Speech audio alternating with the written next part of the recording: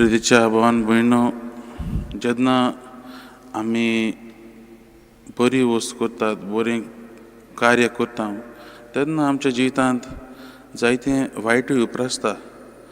आनी केन्नाय बरें करता जाल्यार सैतान आमकां ताळण्यांत घालताच.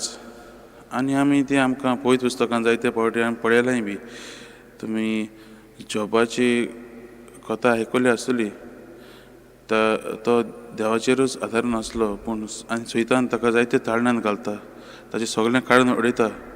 आनी तो देवाचेर ताचो विस्वास केन्नाच हालोना आनी तो मुखार वता.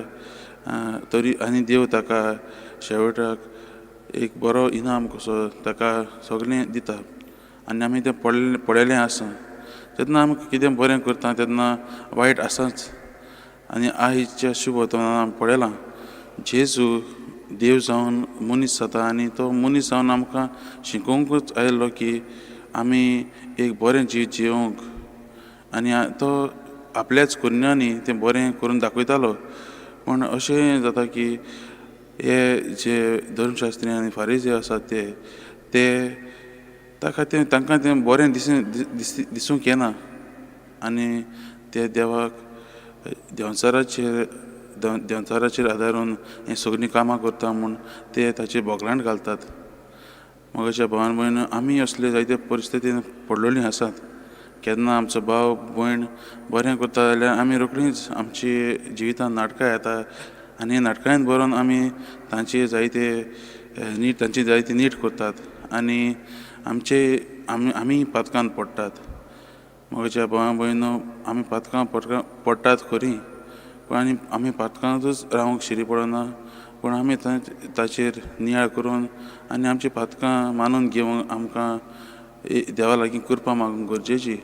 आनी हें आमी पळयलां की हे फारीसी आनी धर्मशास्त्री तांची काळजां इतलीं जाल्लीं की फातरा पर्यंत ते बदलूंक तांच्यांनी जायना नजो जालें.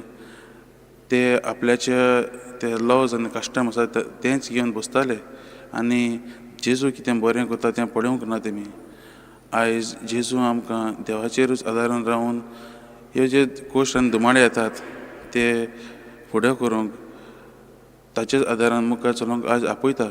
आनी आमी हीच कृपा आयज मागुया. आयज आमी देवा लागीं मागुया की जेन्ना हे कोश्ट आनी दुमाडे येतात, कोण आमचेर नाटकां येता, आमी ते पातकांत पडना जावंक आमी देवाचेरूच आदारून रावंक हीच कृपा देवा लागीं हे मिसाच्या बलिदानांत आमी मागुया.